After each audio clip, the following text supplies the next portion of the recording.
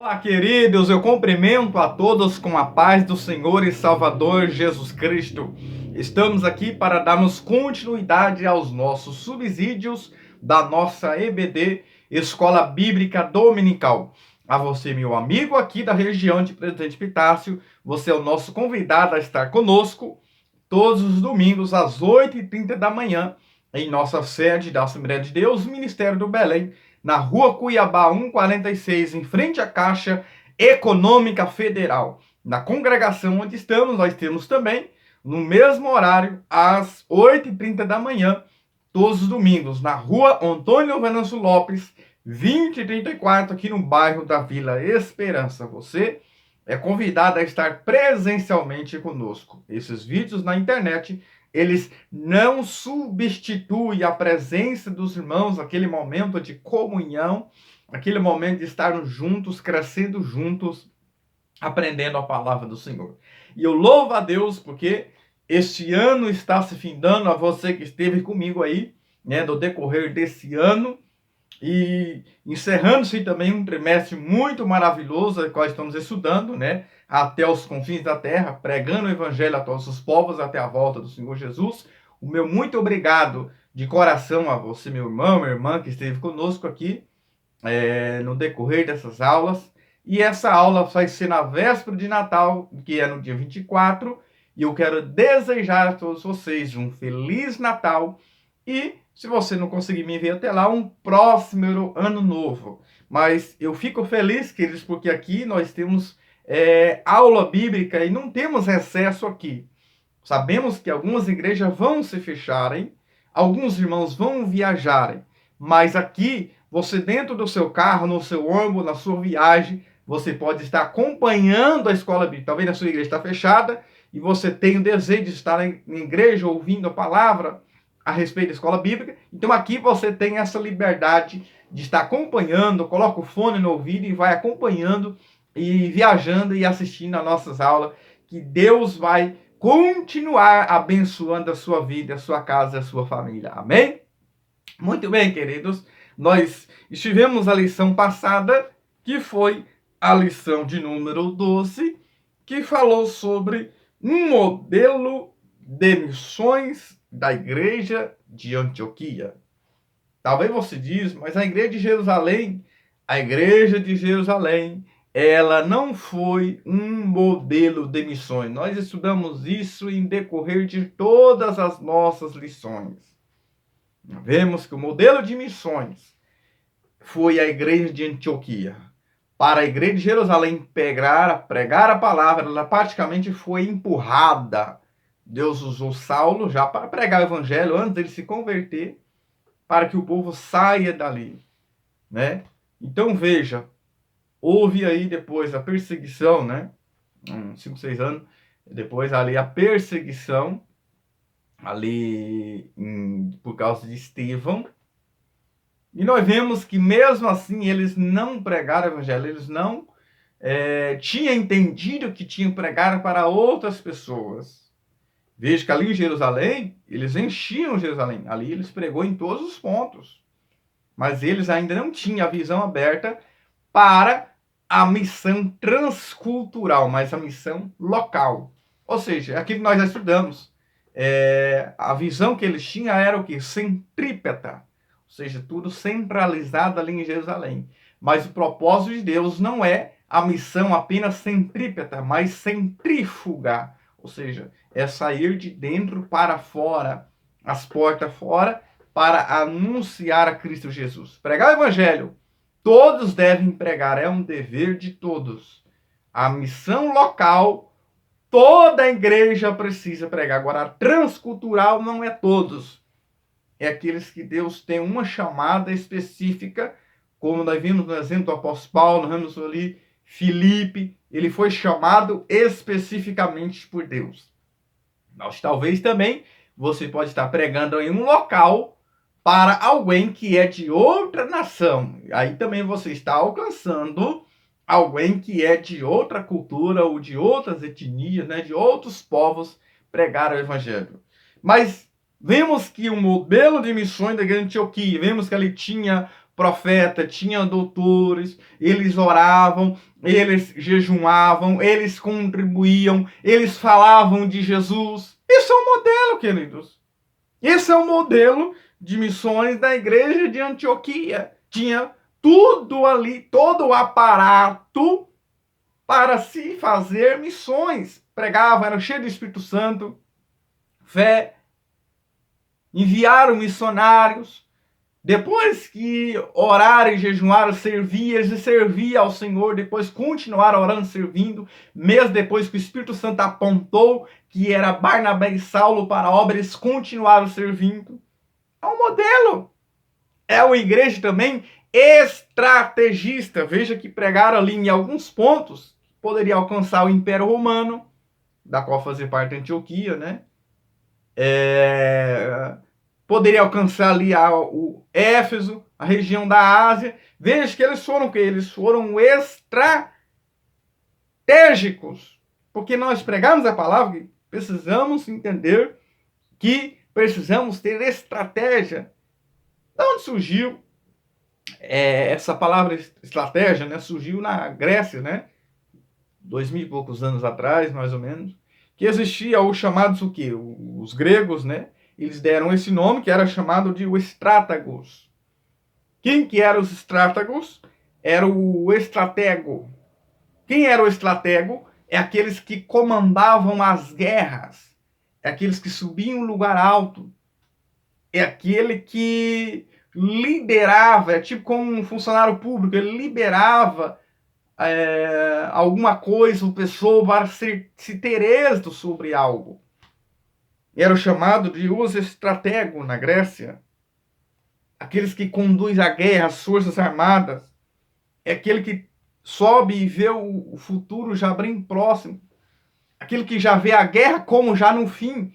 Ele arma a estratégia, que é onde dos estrátegos, né? Surgiu a palavra estratégia. É aonde que ele sobe em um lugar alto, eles vê como se a guerra já vencida. Então eles usam algumas estratégias. Que é aí da onde que eu disse que surgiu a palavra estratégia, né? Que veio dos gregos, dos estratagos, que é o estratego, que surgiu na Grécia. Que aí veio a palavra estratégia, alguém que tem um empreendimento geral, né? Tipo um general, um empreendimento sobre uma coisa, uma pessoa, ou um êxito sobre algo. É alguém que sobressai a uma situação. E a igreja do Senhor, mais do que nunca, ela precisa ter estratégias para ganhar alma. E o apóstolo Paulo, queridos, ele foi um estrategista. E nós vemos esse exemplo na Bíblia Sagrada. Quando ele chegou ali em Atenas, aonde no aerópago as pessoas se debatiam, a filosofia, conhecimento. Veja que ele viu um altar ali com muitos deuses, e um altar é o Deus desconhecido. Veja que ele foi chamado ali, que ele parece um pregador de deuses estranhos, ou seja, Deus desconhecido.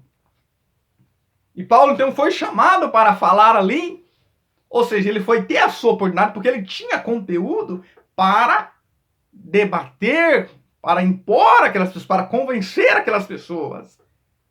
Então ele sempre queria ouvir uma nova, e aí foi aonde o apóstolo Paulo, com as suas estratégias, olha só, lá em Atos 17, olha, eu passando ali, vi um altar escrito ao Deus desconhecido.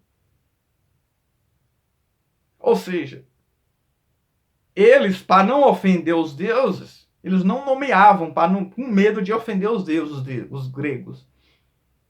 Então Paulo chegou ali, porque assim como homem é um nome genérico, né? Homem é um nome genérico, o nome de Deus também, para eles, era um nome genérico. Eles não tinham Deus como ser pessoal. Então Paulo chega ali e prega um Deus desconhecido, um Deus que eles não conhecem. Vocês estão adorando, servindo, mas é um Deus desconhecido. Então é esse que eu vim pregar. Um Deus que vocês não conhecem. Um Deus que deseja se relacionar. Um Deus pessoal, que quer ter contato com você.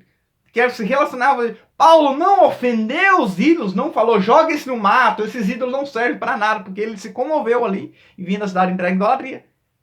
O que Deus deu para o apóstolo Paulo, querido? Deus, ele deu para ele estratégia. O Espírito Santo deu a estratégia para ele. Porque pregar o evangelho, que não é você quebrar o sangue de ninguém, não é você ofender a religião de ninguém.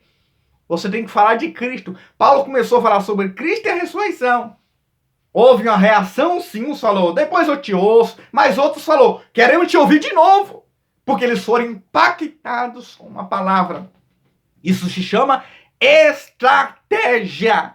Pregar o evangelho, queridos, estratégia. E eu estou estudando um livro sobre o fator Melquisedeque e está falando exatamente sobre isso ali. Existiam muitos ídolos ali em Atenas.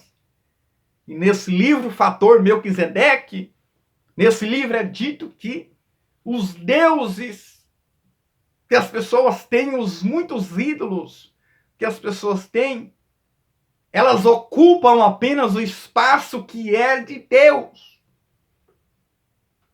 Ou seja, as pessoas não têm Deus e querem ocupar o espaço com outras coisas.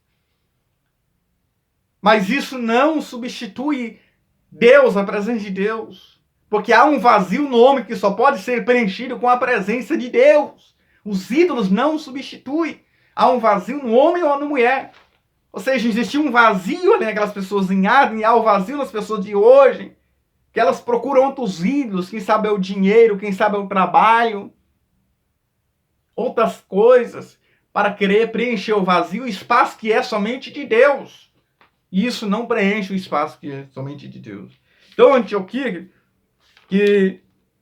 quem foi que fundou essa igreja, né? Que foi Seleuco, né? Seleuco pelo ano 300 e pouco. Na verdade, Antioquia fundado por Alexandre o Grande, né? Que da Grécia à Índia. Ele morreu novo, né? Com 33 anos. E quando ele morreu, foi dividido ali em 4 generais, né? Que é Seleuco, Lisímaco, Ptolomeu e Cassandro. Então veja que Seleuco foi esse fundador ali também de Antioquia. Na verdade tinha mais de 30, se for ver, tinha umas 30, porque eles iam conquistando e iam nomeando ali em honra àqueles que o havia conquistado. E Seleuco, né? Vamos ver que foi ele que fundou ali, deu esse nome, que existe Antioquia da Síria e Antioquia da Pisídia. A Bíblia menciona 2, mas sabemos que pela história vamos dizer que existia mais cidades, porque eles davam em honra ao nome das pessoas. Então veja, era uma cidade que, ainda que era cidade muito grande, né, muito importante do Império Romano, mas era boa parte dela era de pessoas gentílicas, pessoas gentias, que não eram judeus. Então, foi uma cidade, mesmo sendo gentia, mesmo assim, ela teve um exemplo, um modelo de missões. E é isso que nós estudamos nessa lição. Mas hoje, querido, nós estamos com a nossa lição 13, que vai falar sobre o propósito de missões. O que é propósito? Propósito quer dizer a finalidade, algo. Praticamente essas lições, ela vai resumir tudo que nós já falamos. O que é propósito? Propósito quer dizer a finalidade, ou o fim de algo. O fim de algo. Quer dizer, esse é o propósito. Qual é a finalidade? É isso que nós vamos estar estudando. Nós vamos ver, queridos, que Deus tem um propósito para a igreja. E um desses propósitos, vamos dizer que é pregar o evangelho. A igreja precisa pregar o evangelho. Anunciar Cristo. Né? A obra de salvação. Na obra Manual de Missões, né, fala sobre evangelismo e missões. O comentarista, né, ele vai trazer que o evangelismo é aonde você está, no país, a cultura aonde você está. Agora, missões já é um grupo estrangeiro, um lugar que você não está, missão transcultural. Então, essa é a diferença entre evangelismo e missões. Como eu já disse, missão, evangelho local é dever de toda a igreja. Convidar uma pessoa para ir para a igreja, falar de Cristo para ela, é missão, dever de toda a igreja. Agora, missão transcultural já é aos estrangeiros, após estranho, as outras etnias. Então isso é importante nós entendermos. Queridos, eu queria só ler com vocês aqui a verdade prática, que vai dizer assim, comentarista Wagner Gabi, ele traz assim, olha só, gente, pregar o evangelho a toda criatura não é uma opção, mas é uma imposição divina. Veja só, não é opção. Ah, eu não sei se eu vou, eu vou orar, se Deus me mostrar, eu vou lá. Não, não é isso. Já é uma obrigação, já é uma imposição. É uma imposição, querido. É meu dever pregar o evangelho. Vamos fazer uma visita na casa de fulano? Vamos fazer um evangelismo? Ah, eu vou orar a Deus, se Deus mostrar. Não, queridos. O id já é imperativo. Deus já mostrou e já está na palavra. Marcos 16:15. Ide, quer dizer, indo. Pregar o evangelho a toda criatura. É o imperativo. Já é uma ordem. Então não é, queridos, uma opção. No Antigo Testamento, nós vimos o quê? Nós estudamos aqui, é uma preparação do Redentor. A preparação da obra do Redentor. E no Novo Testamento, a manifestação da obra desse Redentor. Né? E nós vemos em Atos dos Apóstolos a proclamação da obra do Redentor. E nas epístolas, a explicação da obra do Redentor. E em Apocalipse, a consumação da obra do Redentor. O comentarista vai trazer aqui o alvo da obra missionária. Precisa ter um alvo. Chegar também à meta, mas para isso precisa também as minhas ações. Para chegar ao alvo ou à meta, tem que ter uma ação. Então nós vamos entender aqui o alvo da obra missionária, o fundamento da realidade salvífica. Veja que vai falar aqui, comento sobre o livro de Apocalipse. O propósito de Deus de redimir toda a humanidade. Ou seja, o Apocalipse é o fim de toda a missão.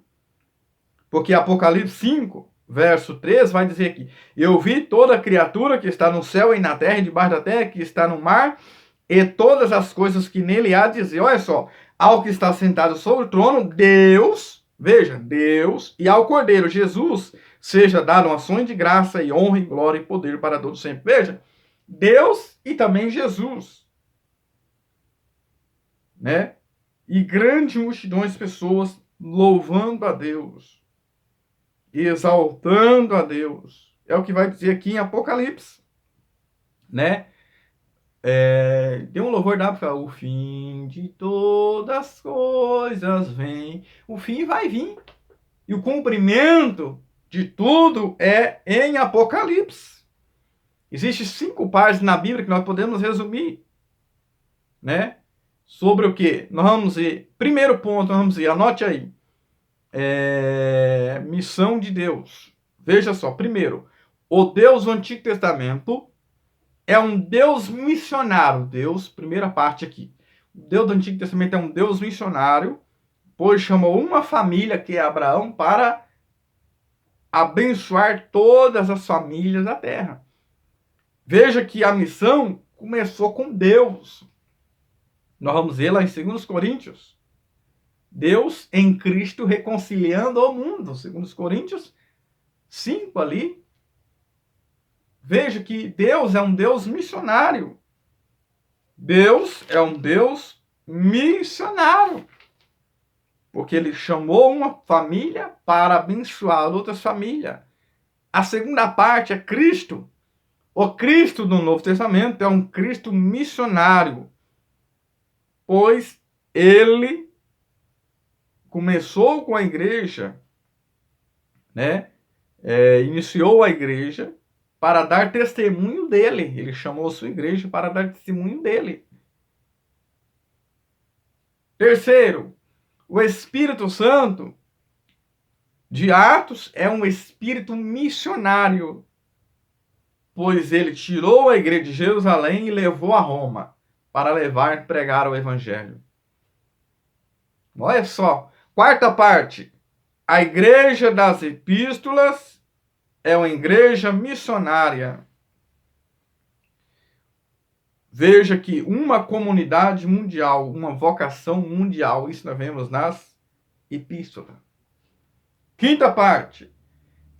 O fim de Apocalipse é um fim missionário, pois um sem número de pessoas de todas as nações se reúnem em louvor a Deus. Veja só, queridos. Então aqui nós vemos aqui já a primeira parte: Deus, Cristo, o Espírito Santo, a igreja e o fim de Apocalipse, ou seja, aonde é o fim de todas as coisas.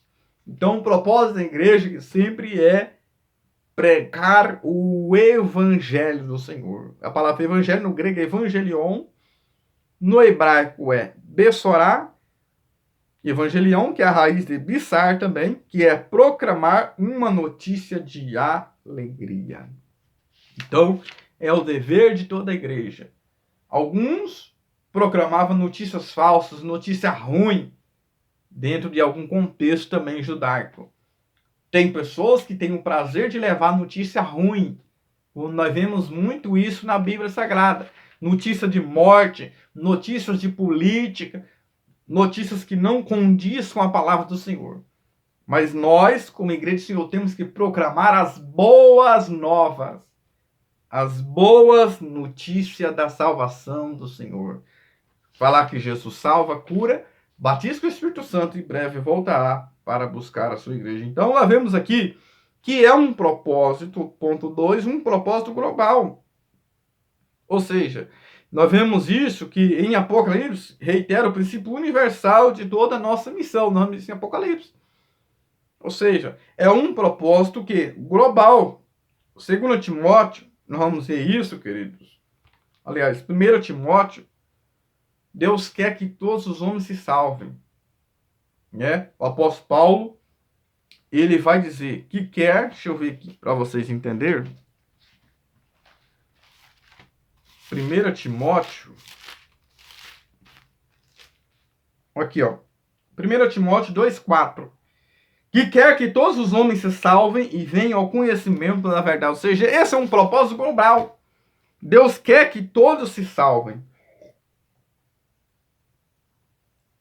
Há muitas pessoas, queridos, que ele se perde no meio do caminho. Ele começa, até mesmo vai pregar, anunciar a Cristo, ele se perde no meio do caminho. Paulo menciona Demas me desamparou. Demas, em 62, ele estava com Paulo. Em 64, ele já abandonou. Por quê? Porque ele começou, mas não foi até o fim. E aquele que perseverar até o fim será salvo. Há muitas pessoas que se perdem no meio do caminho. Por quê? Porque ele vai fazer missões, mas com interesse. O desejo de ser admirado e louvado por outras pessoas. Ele vai fazer missões por a busca de autorrealização, sem levar em consideração o esvaziar de si mesmo. Ele vai ter uma busca por aventura, ou seja, vai fazer apenas turismo. Quer querer ganhar dinheiro, se dar bem na vida. Ambição em expandir em glória e influência, né, de uma igreja com uma denominação em particular, ou mesmo de um país. Ou seja, vai para buscar fama, vai para buscar glória. Muitos vão fazer missões para a fuga das situações desagradáveis do lar. Talvez ele não está bem, ele quer fugir para algum lugar. Outros vão fazer missões na esperança de sucesso profissional após um curto período de serviço missionário. Ou seja, vai só passar um cartão, em outras palavras. Outros vai pela culpa e anseio pela paz com Deus por meio do serviço. Ou seja, ele vai achar que ele vai comprar Deus, pagar alguma penitência através do seu serviço missionário. Mas missão não é isso. Fazer missão exige renúncia, exige comprometimento com Deus e com a sua palavra, ter conhecimento da palavra, ser cheio do poder do Espírito Santo de Deus. Tópico 2. Fala o quê? Pregar o evangelho é responsabilidade de todo cristão. Qual é a nossa disposição? Como está a nossa disposição em levar o evangelho a todo mundo? A vinda do Senhor Jesus tem a ver com a execução dessa ordenança. Então precisamos mais do que nunca, queridos, pregar o evangelho.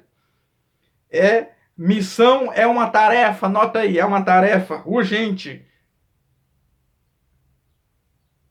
coletiva, não é somente individual. precisa envolver toda a igreja, não é apenas um grupo de evangelismo.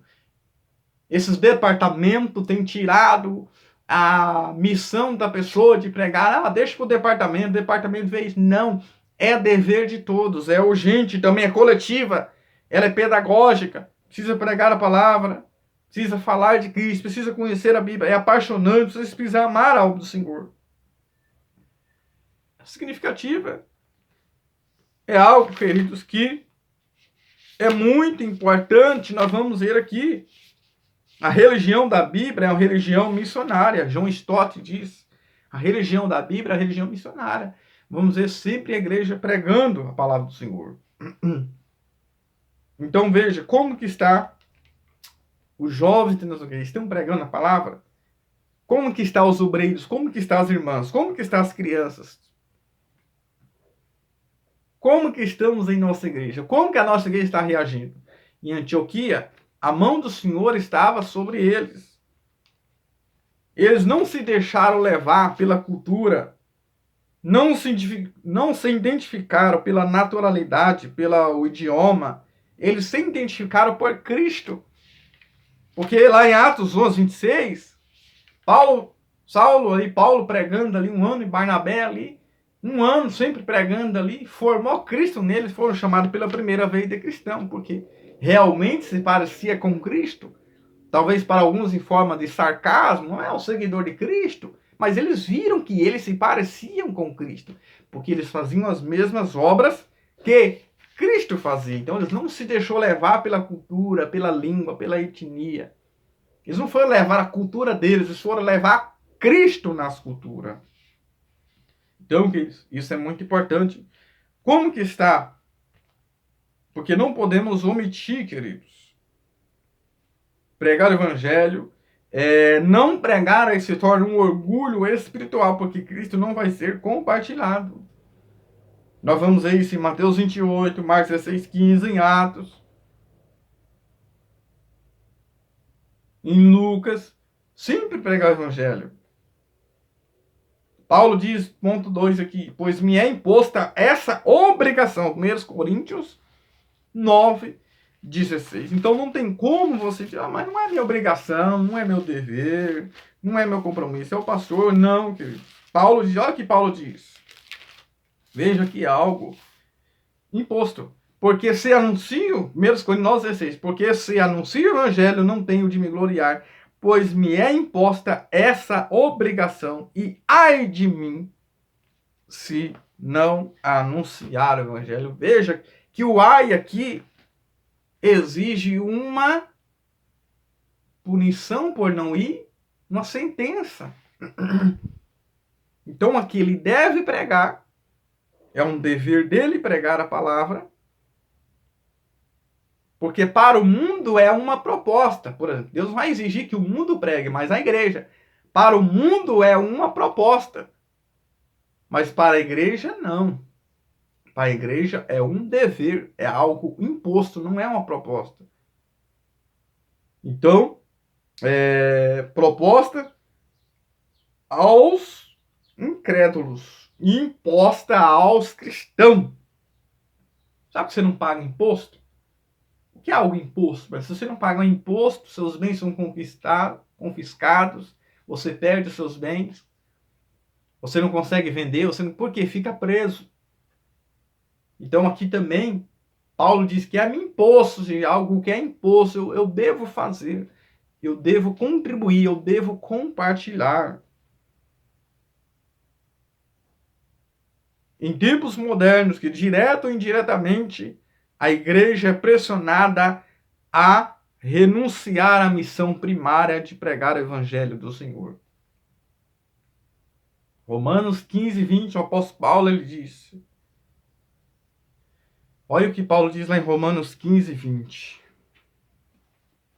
Porque hoje, queridos, as coisas, elas estão muito mudadas.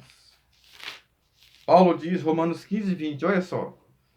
E dessa maneira me esforcei por anunciar o evangelho, não onde Cristo foi nomeado, para não edificar sobre o fundamento alheio. Então, qual era a preocupação do apóstolo Paulo? Era de pregar o evangelho onde Cristo ainda não foi nomeado, ou seja, Não foi alguém ali pregar a palavra, quando alguém ali nunca ouviu do evangelho. Infelizmente, não é o que nós vemos hoje. Se você abre uma igreja na esquina, se tem alguém na esquina, o outro abre na outra esquina. Ele não procura um bairro onde não tem ainda uma igreja, um lugar, aí põe na outra esquina para fazer concorrência. Ó, aqui a minha igreja é melhor, aqui tem isso, você vai ter isso. Aí vira uma concorrência. E o apóstolo Paulo tinha essa preocupação de ter essa ética, esse respeito pelas pessoas. Ele procurava pregar aonde Cristo ainda não havia sido anunciado. Nós já estudamos sobre Janela 1040, que eles têm um vídeo aí. Tem lugares que pessoas... A Coca-Cola é mais conhecida do que o Jesus por causa de todo aquele fechamento, dos países que se fecham e não deixam entrar a palavra evangélica. Com isso nós devemos orar. Então Paulo diz, pois é-me imposta essa obrigação.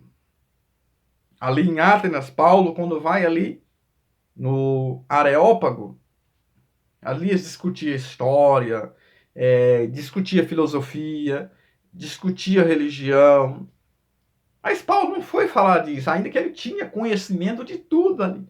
Mas ele foi falar de Jesus. Atos, capítulo 17. Você vai ver que o apóstolo Paulo, ele começa lá a falar, porque nós vamos ver até o versículo 22. Veja que ele começa a falar o que ele via ali em Atenas. Aí depois, 23, ele fala do altar ao Deus desconhecido. Depois, a partir de 24, ele começa a falar o Deus que fez o mundo, tudo que nele há. Ele começa falando sobre Deus, termina sempre em Cristo. Falando sobre Cristo e esse ressuscitado. E veja que ali Damares, né? Chegou a se converter ali. Uma mulher, Dioniso, né? E uma Areopagita, uma mulher por nome Damares, e com eles outros. Veja só, eles aceitaram a palavra. Por quê? Porque Paulo falava sobre o quê? Paulo falava sobre Cristo e a sua ressurreição. Né? É isso que o apóstolo Paulo, ele vai falar, Atos 17, olha só, Atos 17, 31. Porque tendo determinado um dia que com justiça há de julgar o mundo por meio do homem que o destinou, e disso deu certeza a todos, ressuscitando dentre os mortos. Quem está falando aqui? Do próprio Cristo. Amém? Então, mais do que nunca, queridos, qual é o propósito? Paulo sabia disso e nós, como igreja, precisamos estar conscientes disso. Qual é o propósito de missões? Pregar o evangelho, anunciar a Cristo, pregar a palavra e ser cheio do Espírito Santo, cheio de poder de Deus, revestimento, para que vidas venham se converter, que vidas venham ser curadas, venham ser salvas e venham a ser agregadas e integradas no reino do Senhor e assim alcançar a sua salvação. Amém? Se inscreva em nosso vídeo, no nosso canal, compartilhe, queridos, com os amigos, com outras pessoas e o nome do Senhor seja glorificado na sua vida. Amém?